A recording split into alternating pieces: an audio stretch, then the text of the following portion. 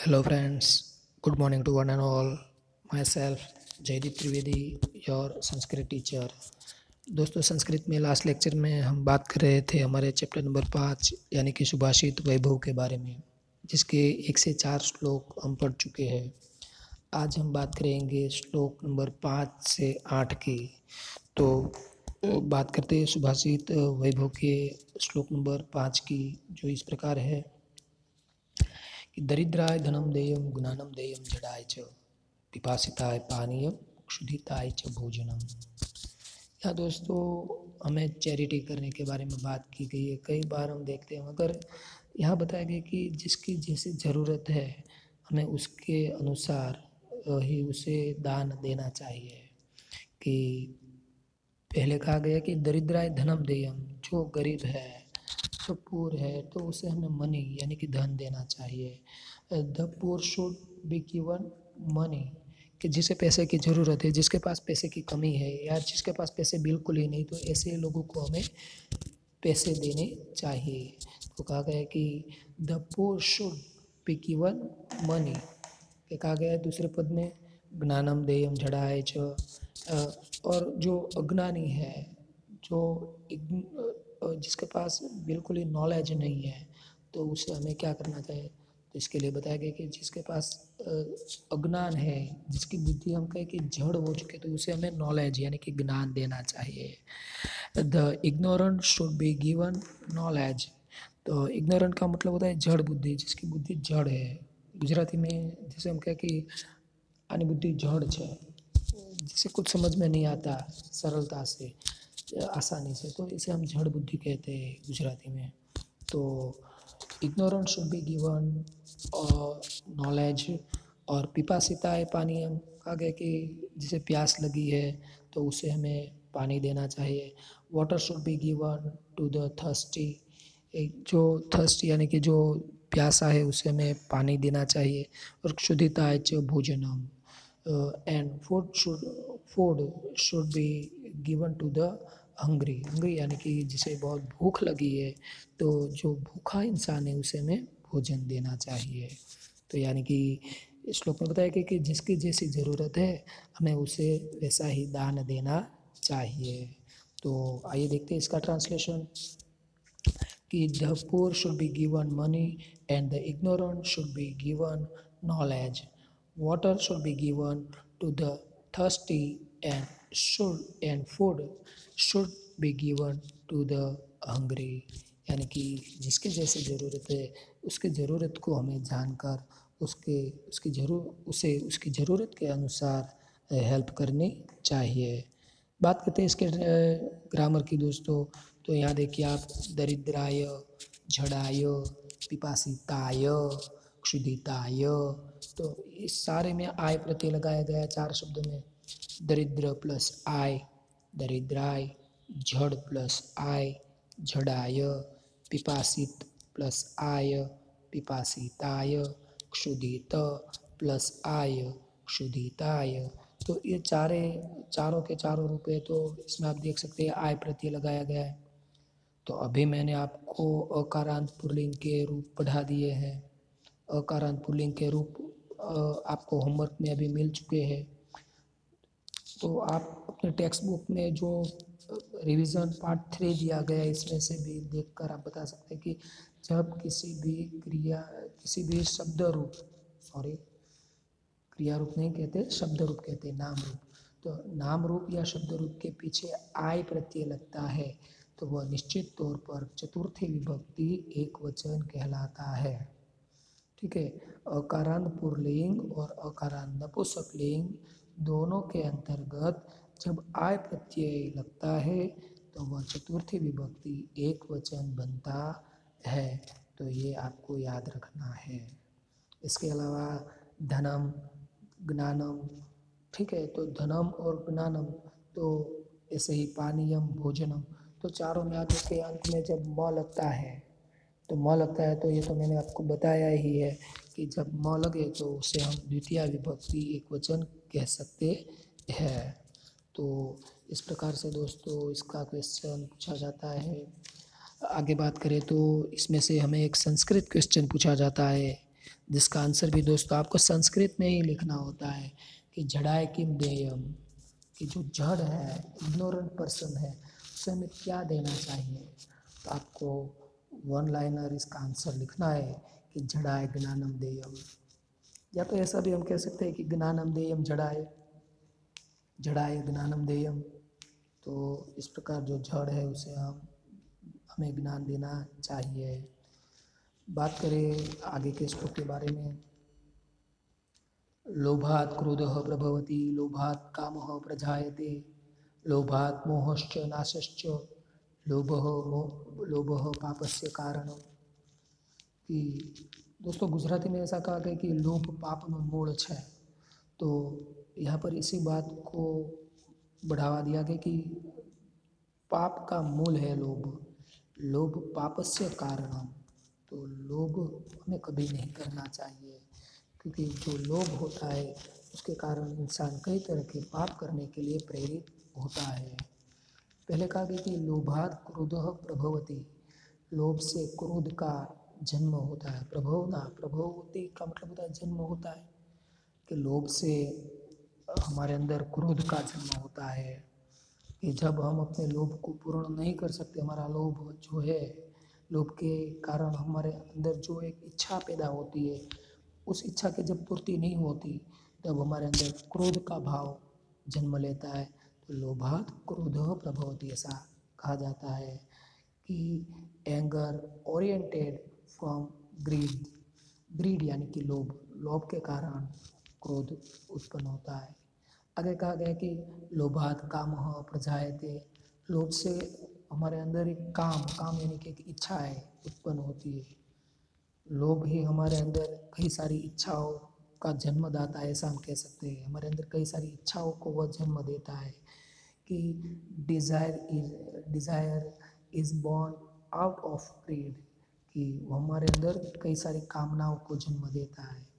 लोभात् मोहश्च नाशश्च, लोभ के कारण ही मोह का जन्म होता है, लोभ के कारण ही नाश का भी जन्म होता है।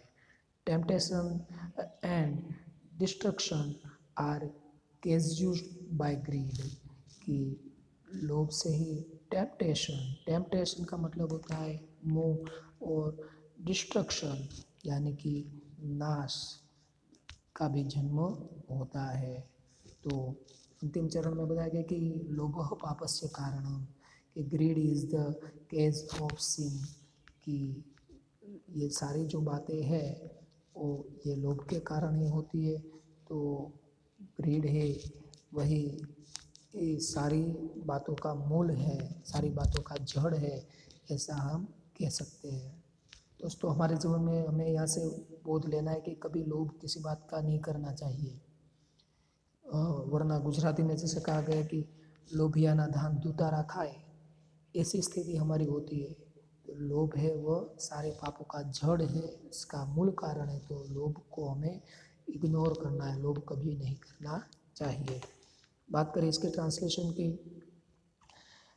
Anger orients from greed, desire is born out of greed, temptation and destruction are caused by greed, greed is the cause of sin। कि ये जो सारी बातें ये लोभ के कारण उत्पन्न होती है।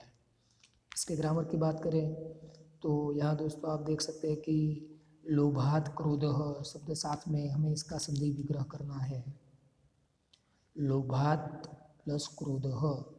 तो दोस्तों यह लोभात् हम जब अलग कर देंगे क्रोध से, लोभात् शब्द से क्रोध अलग कर देंगे तो है वहाँ आप देखिए क्रो के साथ जुड़ा हुआ है, यदि हम अलग कर देंगे तो वह हो जाएगा हलंत, और हलंत हो जाएगा तो लोभ प्लस आत हो गया लोभात्। वैसे लोभात् काम हमें देखे तो इसमें भी काम है, उसमें से लोभात् को अलग कर दे तो वहाँ भी हलंत हो जाएगा। वैसे लोभान मोह है, वहाँ भी हलंत मिलेगा। तो ये सारी बात यहाँ हलंत तो आता है दोस्तों। तो ये पंचमी विभक्ति कहलाता है, कि पंचमी विभक्ति एक वचन के प्रत्यय है। ये सारे के सारे पंचमी विभक्ति के प्रत्यय यहाँ शायद आप मैंने आगे के श्लोक के बारे में जैसे आपको बताया कि रीजन नंबर 3 देखिए अपने टेक्स्ट में, तो इसके आधार पर इसके रूप आप कर सकते हैं। अकारांत पुल्लिंग के जो कोष्टक, उसकी जो PDF फाइल मैंने आपको होमवर्क में दी थी, वो अभी आपने यदि की है तो आप अच्छे से ये कर सकते हैं। इसके बाद दूसरा है प्रभवती। तो प्रभव शब्द के साथ ती प्रत्यय लगाया गया है, तो ती दहंती, तो प्रेजेंट टेंस परस्मैपदी अन्य पुरुष एक वचन, हम आसानी से इस रूप का परिचय कर सकते हैं। तो दूसरा जो है वो प्रजायते, तो इसमें प्र प्लस जाय ते प्रत्यय लगाया गया, तो ये जो दोस्तों परस्मैपदी का प्रेजेंट टेंस का ही रूप है। प्रेजेंट टेंस आत्मनेपदी के रूप इव है महे से थे द्वे ते अंते, तो ते आता है वो आत्मनेपदी में अन्य पुरुष एक वचन के अंतर्गत आता है, तो ये उसी का रूप दोस्तों है। तो इस प्रकार इसके जो रूप है वो हम इसका परिचय कर सकते हैं। और साथ साथ बात करें संधि की, तो लोभात मोहश्च, तो मोह के बाद विसर्ग आएगा और विसर्ग में से च है वह अलग हो जाएगा। नाशः प्लस च नाशश्च, तो यहाँ दोस्तों विसर्ग संधि का नियम है कि विसर्ग के बाद यदि च आता है तो विसर्ग निकल जाता है और उसके स्थान पर श है वह हाफ लिखा जाता है, हाफ यानी कि हलंत। तो यह यहाँ देख सकते हैं कि च है उसके साथ हलंत श लगाया गया है। तो लोभात मोहश्च नाशश्च, लोभः पापस्य कारणम, लोभ पाप का मूलतः कारण है दोस्तों। चलिए बात करते हैं आगे के श्लोक की। श्लोक नंबर 7 है वह इस प्रकार है। तक्षकस्य विषम दंते मक्षिकायाः च मस्तके वृश्चिकस्य विषम पुच्छे सर्वांगे दुर्जनस्य तत्, कि बताया गया कि तक्षक नाम का जो एक सांप होता है, स्नेक, तो उसका जो पॉइजन होता है वो उसके टीथ यानी कि उसके दांत में होता है। तक्षकस्य विषम दंते, the snake of Takshak has poison in its teeth, उसका जो विष होता है वो तो उसके टीथ यानी उसके दांत में होता है। मक्षिकाया हच्च मस्तके, the fly has poison in its head, कि मक्षिका फ्लाई जो होती है मक्खी, उसका जो पॉइजन होता है उसके सिर में होता है, उसके मस्तक में होता है। वृश्चिकस्य विषम पुच्छे, the scorpion has poison in its tail, तो जो वो होता है बिच्छू, तो उसका जो पॉइजन होता है उसके टेल में होता है। टेल यानी कि उसकी जो पूँछ होती है, तो पूँछ में उसका मस्तक होता है। ये तीनों के यहाँ दोस्तों माध्यम बताए गए हैं, मगर इसके द्वारा एक अलग बात हमें बताई गई है। ये विशेष उदाहरण देकर एक सामान्य साधारण सी बात हमें बताई गई है। तो अर्थांतर न्यास अलंकार भी यहाँ होता है कि तक्षकस्य विषम दंते मक्षिकायाः च मस्तके वृश्चिकस्य विषम पुच्छे, ऐसा करके हमें बताया गया कि सर्वांगे दुर्जनस्य तत्, जो दुर्जन पर्सन होता है, जो विकेट पर्सन होता है, उसका तो जो पॉइजन होता है उसके पूरे अंग में होता है, उसकी पूरी बॉडी में, कि whole body is full of poison, a wicked person's whole body is full of poison, कि उसके तो सारे के सारे अंग में, उसके हम हाथ कहे, पैर कहे, मस्तक कहे, तो सारे के सारे उसके अंग में पॉइजन ही पॉइजन होता है। तो इस बात को यहाँ बताया गया कि दोस्तों गुजराती में भी कहा जाता है कि માણસથી વધારે ઝેરીલું કોઈ નથી, કોઈ જો માણસથી વધારે ઝેરીલું ક્યારેય નથી, એવું જે સાહિત્યમાં કહેવાયું છે ગુજરાતીમાં, તો એ વાતનું અહીંયા સમર્થન કરવામાં આવ્યું છે।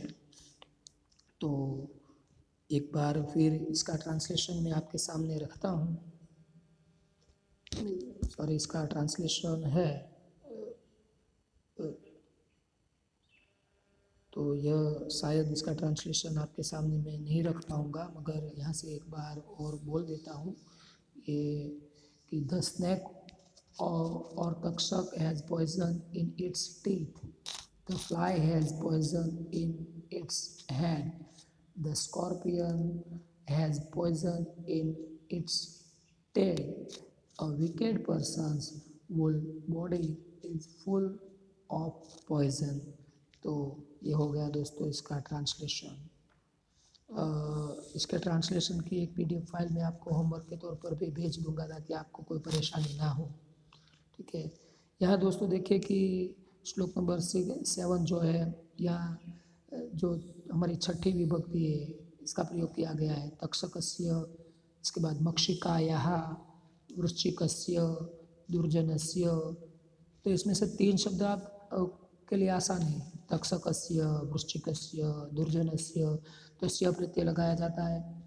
तो जिस प्रकार राम का रामस्य हुआ उसी प्रकार तक्षक का तक्षकस्य, वृश्चिक का वृश्चिकस्य, दुर्जन का दुर्जनस्य। तो षष्ठी विभक्ति एक वचन है। आपको तकलीफ होगी तो मक्षिकाया हमें शायद मेरे नज़रिए से हो सकती है, मक्षिकायाश्च। तो इसका पहले आपको संधि विग्रह करना पड़ेगी, मक्षिकायाः प्लस च। और जब आपने इसका संधि विग्रह कर दिया तो ये हो गया आसान, मक्षिकायाः। कौन सा प्रत्यय लगा मक्षिका को? याह। और याह लगता है तो हम निश्चित तौर पर कह सकते हैं कि आकारांत है। मक्षिका आकारांत वाचक शब्द है और मधुमक्खी हम कहते हैं, मक्खी कहते हैं, स्त्रीलिंग वाचक है। तो आकारांत स्त्रीलिंग, इसमें षष्ठी विभक्ति एक वचन का प्रत्यय यह प्रत्यय है। तो ये यहाँ लगाया गया है कि मक्षिकाया आकारांत स्त्रीलिंग, षष्ठी विभक्ति एक वचन है। दोस्तों बात करते हैं आगे श्लोक की। उत्सवे व्यसने चैव दुर्भिक्षे शत्रु विप्लवे राजद्वारे श्मशाने च यह तिष्ठति स बांधवः। यह दोस्तों बताया गया कि हमारा स्वजन कौन है, हमारा असली मित्र कौन है।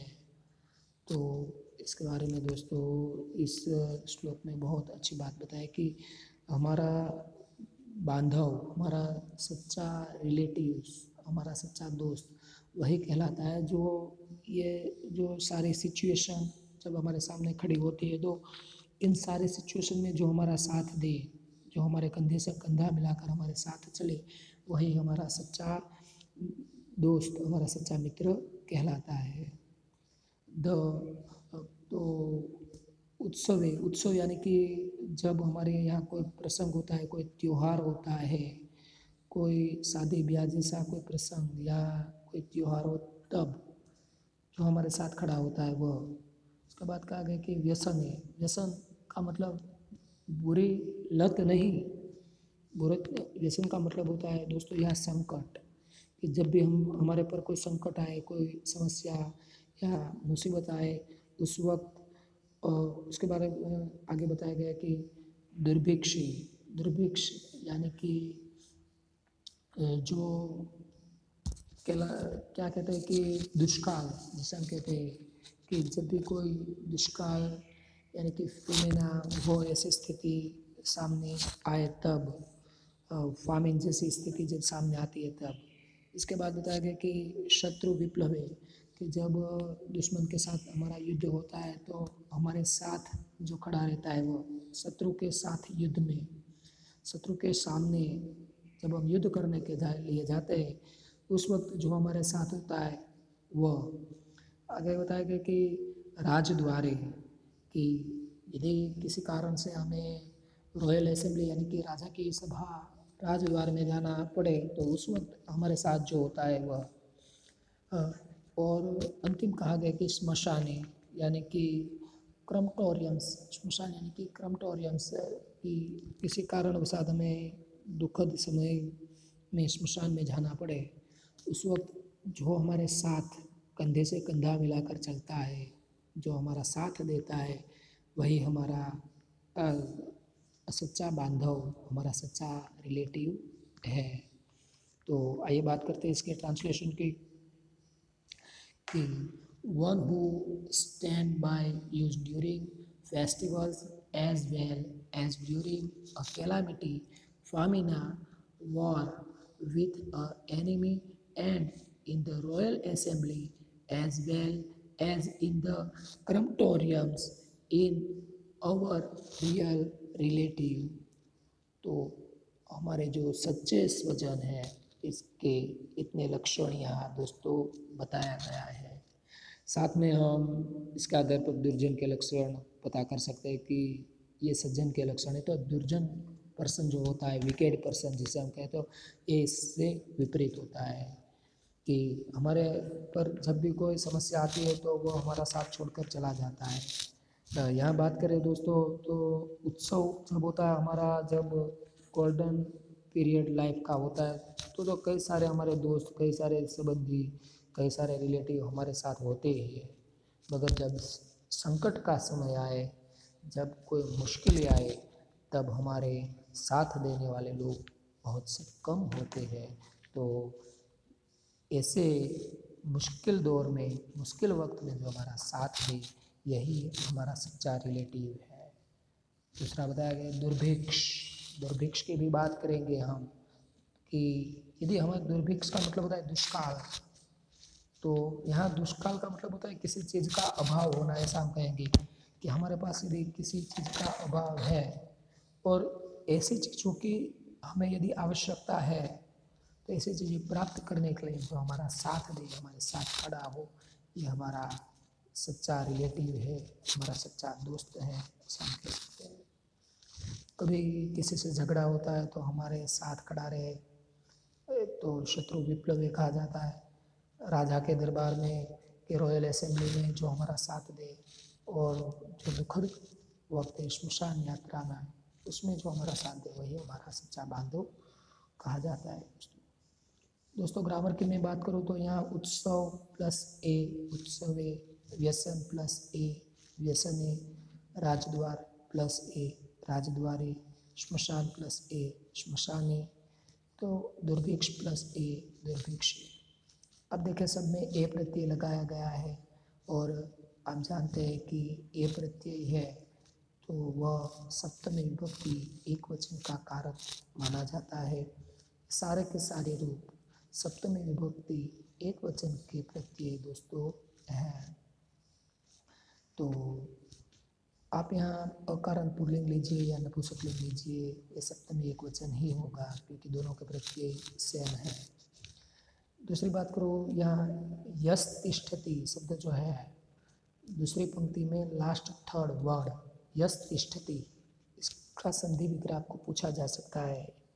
तो यह प्लस तिष्ठति, जैसा कि हमने आगे देखा कि विसर्ग संधि का नियम के विसर्ग के बाद यदि वर्गीय व्यंजन आता है तो उस विसर्ग की जगह पे स लिखा जाता है। यह तिष्ठति, यस तिष्ठति। और बांधव शब्द का अर्थ पूछा जाए, ये तो आपको पता ही है, बांधव का मतलब होता है रिलेटिव। और बांधव शब्द कई बार दोस्तों मित्र का पर्याय भी बनता है। इसका एक अर्थ दोस्त, वैश्य या मित्र भी होता है। तो यहाँ तक दोस्तों रखते हैं इस श्लोक को।